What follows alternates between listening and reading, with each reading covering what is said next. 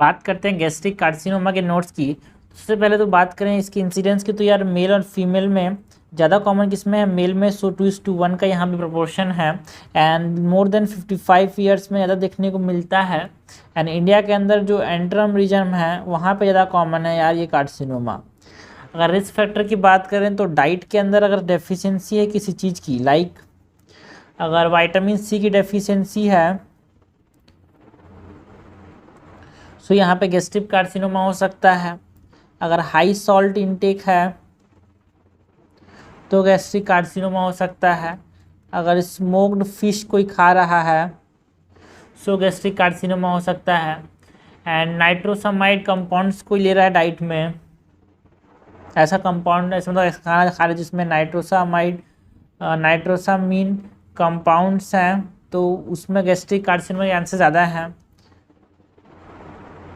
ऐसे लोग जो कि ओबेस हैं उनमें ज़्यादा कार्सिनोमा के गैस्ट्रिक कार्सिनोमा के चांसेस ज़्यादा हैं। तो पहला डाइट हो गया, देन परनीशियस एनीमिया जिसको है उसमें गैस्ट्रिक कार्सिनोमा के चांसेस ज़्यादा हैं। जिनमें पार्शियल गैस्ट्रेक्टोमी हुआ है उनमें गैस्ट्रिक कार्सिनोमा के चांसेस ज़्यादा हैं। जिनमें मेनिटेरियर्स डिसीज है उनमें गैस्ट्रिक कार्सिनोमा के चांसेस ज़्यादा हैं। एप्स्टीन बार वायरस की वजह से भी गैस्ट्रिक कार्सिनोमा हो सकता है। जिनमें एक्लोरहाइड्रिया है उनमें गैस्ट्रिक कार्सिनोमा हो सकता है ना। ऐसे लोग जिनका ब्लड ग्रुप टाइप ए है उनमें भी हमारे पास ज़्यादा चांसेस हैं किसके, गैस्ट्रिक कार्सिनोमा होने के। कुछ प्री मैलिग्नेंट कंडीशंस है that can lead to what, gastric carcinoma यार, ठीक है।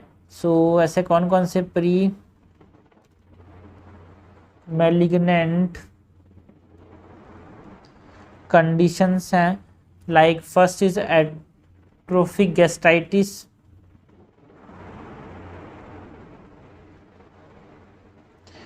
Second is H. pylori,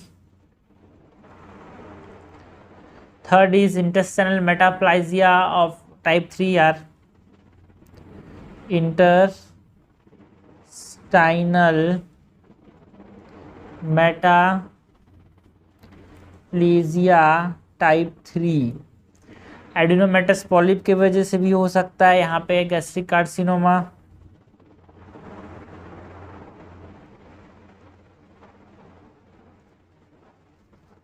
अगर हम पैथोलॉजी की बात करें, पैथोलॉजी ऑफ गैस्ट्रिक कार्सिनोमा यार, तो यहाँ पे हमारे पास 3 क्लासिफिकेशन को देखना है।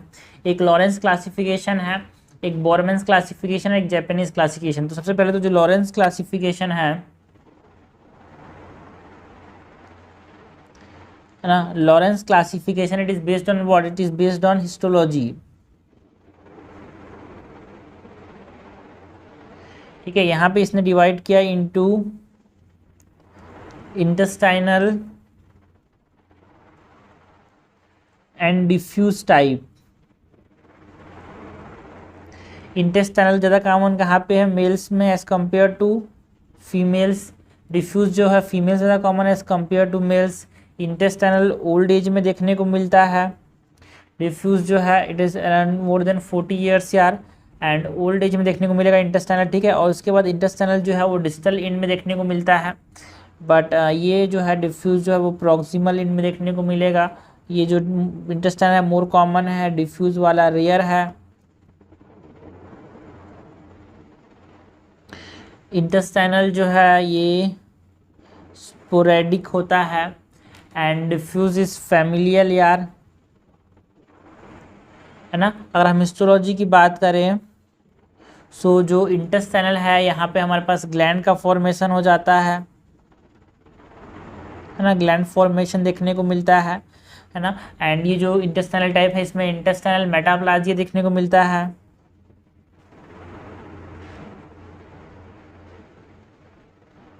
एंड जो डिफ्यूज वाला है उसमें हमारे पास हिस्टोलॉजी की बात करें तो उसमें सिग्नेट सेल्स देखने को मिलते हैं। सिग्नेट सेल्स के वजह से क्या होता है, सिग्नेट सेल्स के वजह से leather bottle appearance. Signet cells से क्या होगा, सिग्नेट सेल्स की वजह से लेदर बॉटल अपीयरेंस देखने को मिलता है। Leather bottle appearance. एंड हमारे पास अगर ऑन्कोजीन्स की बात करें तो जो इंटेस्टाइनल जो टाइप है उसमें हमारे पास एपीसी इन्वॉल्व होता है, जो P53 का जो एक्सप्रेशन है वो कम हो जाएगा यार, है ना। ऑन्कोजीन्स की बात करें तो एपीसी यहाँ पे इन्वॉल्व होता है इंटेस्टाइनल टाइप में, एंड जो P53 की जो एक्टिविटी है वो कम हो जाती है। डिफ्यूज टाइप की बात करें तो उसमें जो ई कैथरीन की एक्टिविटी कम हो जाएगी, P53 की activity, because this are tumour suppressor gene यार, ठीक है। सो ई कैथरीन की एक्टिविटी कम हो जाएगी यहाँ पे, एंड हमारे पास P53 की एक्टिविटी कम हो जाएगी। तो ये हो गया लॉरेन क्लासिफिकेशन, जो कि किसके ऊपर बेस्ड था, it is based on histology. दूसरा जो है आपको देखना है बोरमैन क्लासिफिकेशन का, जो कि किसके ऊपर बेस्ड है यार, ग्रोथ पैटर्न के ऊपर बेस्ड है। बोरमैन क्लासिफिकेशन जो कि किसके ऊपर बेस्ड है, it is based on growth pattern. Borrmann classification किसके ऊपर बेस्ड है, बोरमैन क्लासिफिकेशन जो है वो ग्रोथ पैटर्न के ऊपर बेस्ड है, ठीक है। तो इसमें हमने क्या किया, इसमें 4 प्रकार से डिवाइड किया जाता है गैस्ट्रिक कार्सिनोमा को। It is type 1, type 2, type 3 and type 4। Type 1 जो होता है वो पॉलीपॉइडल होता है। टाइप 1 कैसा होता है यार, पॉलीपॉइडल होता है। टाइप 2 कैसा होता है, फंगेटिंग टाइप का होता है। कैसा होता है, फंगेटिंग टाइप का। टाइप 3 कैसा होता है, अल्सरेटेड। एंड टाइप 4 कैसा होता है यहाँ पे, इन्फिल्ट्रेटिंग या फिर नॉन अल्सरेटेड। इन्फिल्ट्रेटिंग या फिर नॉन अल्सरेटेड, जिसमें हम क्या बोलते हैं, इसको बोलते हैं लिनाइटिस प्लास्टिका, जो कि लेदर बॉटल अपीयरेंस के लिए रेस्पॉन्सिबल होता है, या फिर लेदर बॉटल अपीयरेंस जैसे दिखता है हमारे पास, है ना। मतलब जो लेदर बॉटल अपीयरेंस मतलब समझना, जो रेगिस्तान में जो पानी पीने के लिए जो इस्तेमाल करते थे ना बॉटल, उस प्रकार का स्टमक हो जाता है यहाँ पे इन्फिल्ट्रेटिंग टाइप में। लिनाइटिस प्लास्टिका, जहाँ पे लेदर बॉटल अपीयरेंस देखने को मिलता है। तो हमने देखा अबाउट दी लॉरेन क्लासिफिकेशन यार, बोरमैन क्लासिफिकेशन। तीसरा जो क्लासिफिकेशन है वो है जापानीज क्लासिफिकेशन। एंड ये जो जापानीज क्लासिफिकेशन, इसमें हम 3 प्रकार से डिवाइड करते हैं गैस्ट्रिक कार्सिनोमा को, type 1, type 2 and type 3। First is protruded, second is superficial, and third is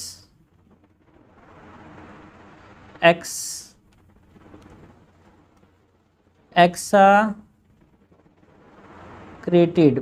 and जो टाइप 2 है उसको भी हम ABC में क्लासीफाई कर सकते हैं और करते हैं। A मतलब एलिवेटेड, B मतलब यहाँ पे फ्लैट होता है, एंड C मतलब डिप्रेस्ड होता है, ठीक है। तो ये हमने क्लासीफाई किया यार पैथोलॉजी के अंदर, किसको, गैस्ट्रिक कार्सिनोमा को, ठीक है, ओके, है ना। लॉरेन क्लासिफिकेशन था, बोरमैन क्लासिफिकेशन था, जापानीज क्लासिफिकेशन था। नाउ अगर हम क्लिनिकल फीचर्स की बात करें, सो क्लिनिकल फीचर्स में हमारे पास कुछ जनरल फीचर्स देखने को मिलेंगे यार। जनरल फीचर्स में यहाँ पे जनरल फीचर्स की बात कर सकते हैं, जनरल फीचर्स देखने को मिलेंगे। एंड जनरल फीचर्स में हमारे पास क्या देखने को मिलेगा, एनोरेक्सिया, है ना। हमारे पास वेट लॉस देखने को मिलेगा, एनोरेक्सिया देखने को मिलेगा, एनीमिया देखने को मिलेगा, वीकनेस देखने को मिल सकता है, केटेक्सिया देखने को मिलेगा यार, है ना। लोकल फीचर्स की बात करें तो जहाँ पे गैस्ट्रिक कार्सिनोमा वहाँ पे पेन होगा, डिस्पेप्सिया होगा,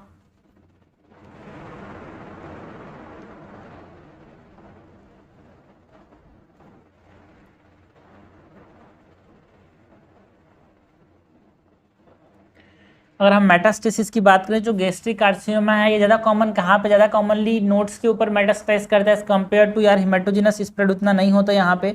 सो मेटास्टेसिस, अगर मेटास्टेसिस की बात करें तो नोड, लिम्फ नोड ज़्यादा कॉमनली इन्वॉल्व होते हैं एज कम्पेयर टू ब्लड, है ना। जो सुप्राक्लेविकुलर लिम्फ नोड में अगर इन्वॉल्वमेंट हो गया तो क्या बोलते हैं, ट्रोसियर साइन। अगर लेफ्ट सुप्रा क्लेविकुलर नोड इन्वॉल्व हो गया सो उसको हम क्या बोलते हैं यार, ट्रॉसियर साइन।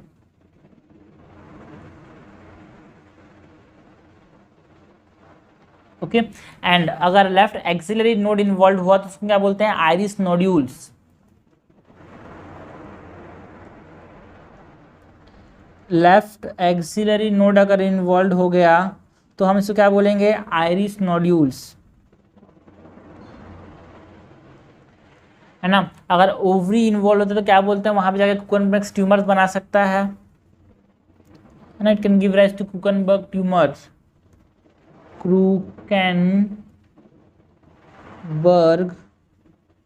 ट्यूमर। ठीक है, अगर अम्बेलिकस की तरफ मेटास्टासाइज कर रही है तो हम क्या बोलते हैं, sister Mary Joseph nodule.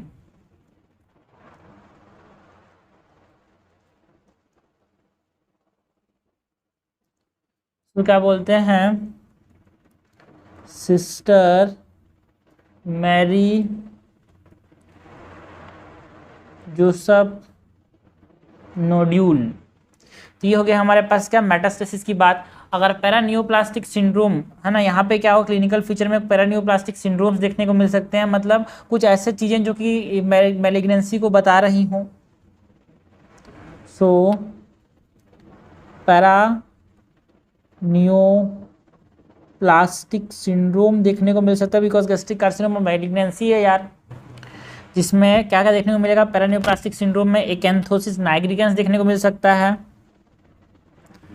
Acanthosis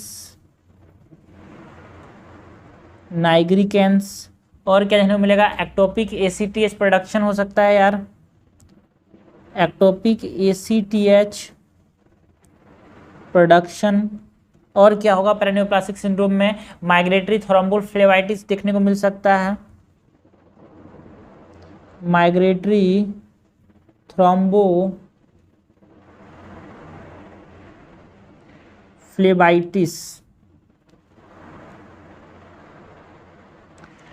triple palm देखने को मिलेगा। ये ट्रिपल पाल्म क्या है यार, ट्रिपल पाल्म किसको बोलते हैं, ट्रिपल पाल्म का मतलब है यहाँ पे thick feathery and pigmented palm देखने को मिलता है, thick feathery and pigmented palm, जिसको हम क्या बोलते हैं, ट्रिपल पाल्म। ठीक है, तो ये हो गया पैरानियोप्लास्टिक सिंड्रोम जो क्लिनिकल फीचर्स के अंदर हमको देखने को मिलेगा इन गैस्ट्रिक कार्सिनोमा। ना अगर हम इन्वेस्टिगेशन की बात करें तो क्या क्या इन्वेस्टिगेशन करा सकते हैं। सो इन्वेस्टिगेशन में हम क्या करा सकते हैं, endoscopy, endoscopy plus biopsy is the investigation of choice यार, endoscopy plus biopsy is the investigation of choice for the investigation. And stage, हम स्टेज देखने के लिए कि कौन से स्टेज में है, स्टेज की तो बात करेंगे। सो पैट स्कैन कर सकते हैं, so PET CT as compare to contrast enhance CT. Metastasis check करने के लिए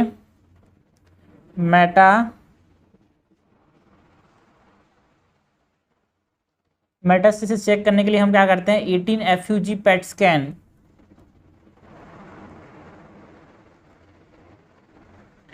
है ना। ट्यूमर मार्कर्स का भी जांच करा सकते हैं यार। ट्यूमर मार्कर्स में यहाँ पे कौन कौन से हैं यार, CEA, ये जांच करा सकते हैं।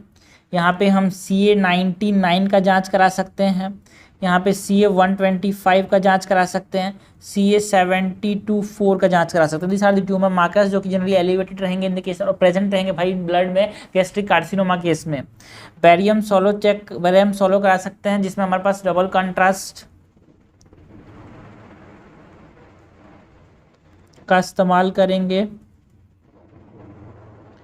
ओके, तो ये सब हो गए हमारे पास इन्वेस्टिगेशन। नाउ स्टेजिंग में हमारे पास सिंपल सा बात है यार, एक N1 होता है, एक N2 होता है, एक N3 होता है। इसमें TNM स्टेजिंग का कोई रोल नहीं है ना, ब्रेस्ट में ही मेन है।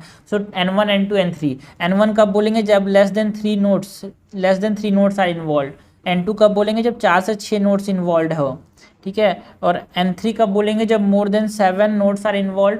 एंड इसमें भी N3 में एक A टाइप है, एक B टाइप है। A में क्या होता है, 7 से 15 लिम्फ नोड इन्वॉल्व होते हैं, B में more than 15 lymph nodes are involve. Okay, तो अब मैनेजमेंट कैसे करेंगे यार गैस्ट्रिक कार्सिनोमा का, 3 तरह का मैनेजमेंट यार। प्राइमरी ट्यूमर कैसे देखेंगे, सर्जरी कैसे करेंगे अगर लिम्फ नोड इन्वॉल्व हो गया, तो तीसरा है कीमोथेरेपी, चौथा है रेडियोथेरेपी। सो फर्स्ट अगर हमारे पास सर्जरी फॉर प्राइमरी ट्यूमर, जहाँ पे ट्यूमर हुआ है वहाँ पे सर्जरी कैसे करेंगे। सो प्रॉक्सिमल मार्जिन 5 सेंटीमीटर,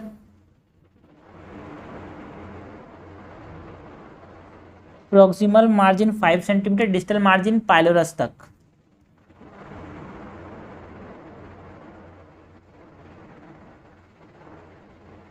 ठीक है, इसके बाद क्या करते हैं, गैस्ट्रेक्टोमीज करते हैं यार।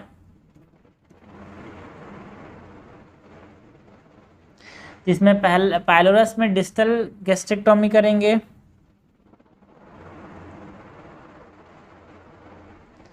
30% को रिसेक्ट करते हैं अराउंड। अगर बॉडी में है तो यहाँ पे हमारा पार्शियल गैस्ट्रेक्टोमी कर सकते हैं या फिर सब टोटल गैस्ट्रेक्टोमी, जिसमें हम क्या करते हैं, पार्शियल गैस्ट्रेक्टोमी में अराउंड 60 to 70% को रिसेक्ट करते हैं एंड सब टोटल में 90% को रिसेक्ट करते हैं। अगर फंडस में है यहाँ पे सो टोटल गैस्ट्रेक्टोमी करते हैं, टोटल मतलब 90% नहीं 100% रिसेक्ट करेंगे। ठीक, तो ये हो गया हमारे पास प्राइमरी ट्यूमर के लिए गैस्ट्रेक्टोमीज यार।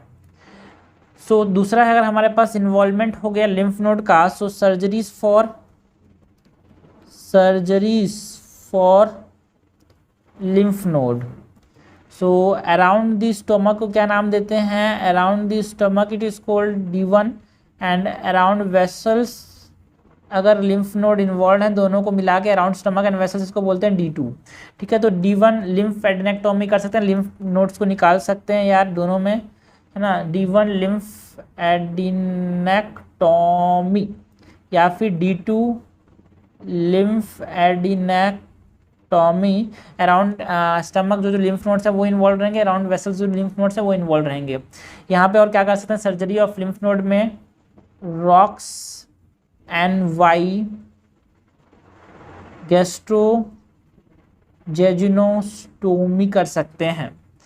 थर्ड है कीमोथेरेपी कर सकते हैं यार, एंड कीमोथेरेपी में कौन सा रिजीम फॉलो करते हैं, ECF रिजीम। ठीक है, ECF रिजीम। E क्या है, C क्या है, F क्या है, E इज एपिरूबिसिन,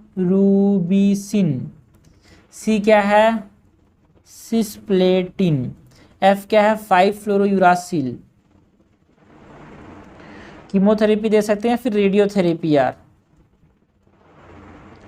तो ये हमारे पास मैनेजमेंट खत्म होता है किसका, गैस्ट्रिक कार्सिनोमा का। मैंने मैनेजमेंट की बात की, स्टेजिंग देखा, इन्वेस्टिगेशन देखा, क्लिनिकल फीचर्स में क्या क्या देखने को मिलेंगे, है ना। हमने पैथोलॉजी के अंदर हमने डिफरेंट क्लासिफिकेशन दिखा, Japanese classification, Borrmann's classification, Lauren's classification, है ना। रिस्क फैक्टर में हमने प्रीमेरिडियन कंडीशंस देखे, डाइट की वजह से होता है, प्रेग्नेंसी एनीमिया की वजह से, पार्शियल गैस्ट्रेक्टोमी की वजह से हो सकता है, मेनिट्रियर्स डिसीज की वजह से, एप्स्टीन बार वायरस की वजह से, एक्रोहाइड्रिया की वजह से, ब्लड ग्रुप ए की वजह से, है ना। तो ये हमारे पास कंप्लीट होता है गैस्ट्रिक कार्सिनोमा। लॉन्ग क्वेश्चन आता है यार, बहुत इंपॉर्टेंट है, सब चीज़ पता होना चाहिए इसके बारे में, मैनेजमेंट से लेकर रिस्क फैक्टर तक।